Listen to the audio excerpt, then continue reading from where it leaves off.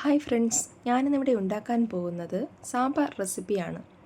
വളരെ കുറഞ്ഞ സമയം കൊണ്ട് എങ്ങനെ സാമ്പാർ ഉണ്ടാക്കാമെന്ന് നമുക്ക് നോക്കാം. ആദ്യമേ തന്നെ നമുക്ക് കുക്കർ അടുപ്പത്ത് വെച്ച് സാമ്പാർ പരിപ്പ് കഴുകി കുക്കറിലേക്ക് ചേർത്ത് കൊടുക്കാം. ശേഷം പരിപ്പ് വേകാൻ ആവശ്യമായ വെള്ളവും കൂടി ചേർത്ത് കുക്കർ അടച്ചു വെച്ച് പരിപ്പ് വേവിച്ചെടുക്കാം. ശേഷം നമുക്ക് ആവശ്യമായ പച്ചക്കറികൾ കട്ട് ചെയ്യാം. ഞാനിവിടെ എടുത്തിരിക്കുന്നത് കുറച്ച് വെണ്ടയ്ക്കയും ഒരു ക്യാരറ്റും ഒരു കഷ്ണം വെള്ളരിക്കയും ഒരു കഷ്ണം പടവലങ്ങയും ഒരു കത്തിരിക്ക, മുരിങ്ങയ്ക്ക, അമരയ്ക്ക, ചെറിയ ഉള്ളി, വെളുത്തുള്ളി ഇത്രയുമാണ് ഞാനിവിടെ എടുത്തിരിക്കുന്നത്. അവരവർക്ക് ഇഷ്ടമുള്ള പച്ചക്കറികൾ ചേർത്ത് കൊടുക്കാവുന്നതാണ്.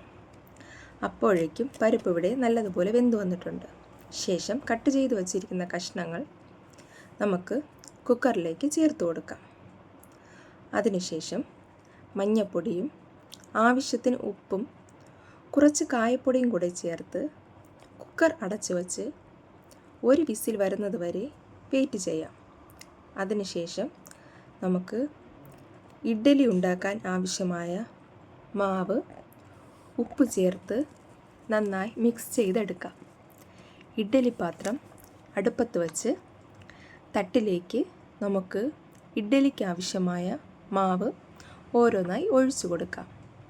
ഒഴിച്ചു കൊടുത്ത ശേഷം നമുക്ക് അടച്ചു വെച്ച് ഇഡ്ഡലി വേകുന്നത് വരെ വെയിറ്റ് ചെയ്യാം. അതിനുശേഷം സാമ്പാർ വയ്ക്കാനായി നമുക്ക് കടുക് താളിക്കാം. അതിനുവേണ്ടി 3 ടേബിൾ സ്പൂൺ സൺഫ്ലവർ ഓയിൽ ചേർത്ത് കൊടുക്കാം. ശേഷം കടുക് ചേർത്ത് കൊടുക്കാം. കടുക് പൊട്ടിയ ശേഷം 2 കുഞ്ഞുള്ളി ചെറുതായി അരിഞ്ഞത് ചേർത്ത് കൊടുക്കാം. കുറച്ച് കറിവേപ്പില കൂടെ ചേർത്ത് കൊടുക്കാം. ശേഷം നമുക്ക് പൊടികൾ ചേർത്ത് കൊടുക്കാം. 2 ടേബിൾ സ്പൂൺ മല്ലിപ്പൊടി, 1/2 ടേബിൾ സ്പൂൺ മുളക് പൊടി, കുറച്ച് ഉലുവപ്പൊടിയും ആവശ്യത്തിന് മഞ്ഞൾപ്പൊടിയും.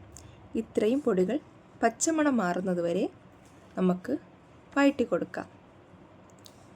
ശേഷം നേരത്തെ വേകാനായി മാറ്റിവെച്ച കഷ്ണങ്ങൾ നമുക്ക് ഇതിലേക്ക് ചേർത്ത് യോജിപ്പിച്ച് കൊടുക്കാം. എല്ലാം കൂടെ നന്നായി യോജിപ്പിച്ച് നമുക്ക് മിക്സ് ചെയ്യാം. ശേഷം നമുക്ക് കുറച്ച് പുളി വെള്ളത്തിൽ ഇട്ട് പുളി പിഴിഞ്ഞ് ഒഴിച്ചു കൊടുക്കാം. അതിനുശേഷം കുറച്ച് മല്ലിയിലയും കൂടെ വിതറി കൊടുക്കാം. വേണമെങ്കിൽ കുറച്ച് കായപ്പൊടി കൂടെ ചേർക്കാം.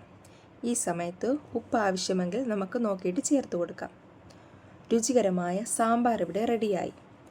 അപ്പോഴേക്കും നമുക്ക് ഇഡ്ഡലി നന്നായി വെന്ത് വന്നിട്ടുണ്ട്. ചൂടാറാനായി നമുക്ക് ഇഡ്ഡലി മാറ്റി വയ്ക്കാം.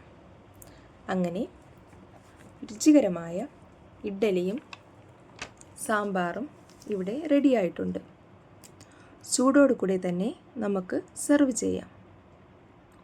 നിങ്ങൾ ഉണ്ടാക്കി നോക്കിയ അഭിപ്രായം പറയണേ. വീഡിയോ ഇഷ്ടപ്പെട്ടാൽ ലൈക്കും ഷെയറും സബ്സ്ക്രൈബും ചെയ്യണേ ഫ്രണ്ട്സ്. അടുത്തൊരു വീഡിയോയുമായി കാണുന്നത് വരെ താങ്ക് യു.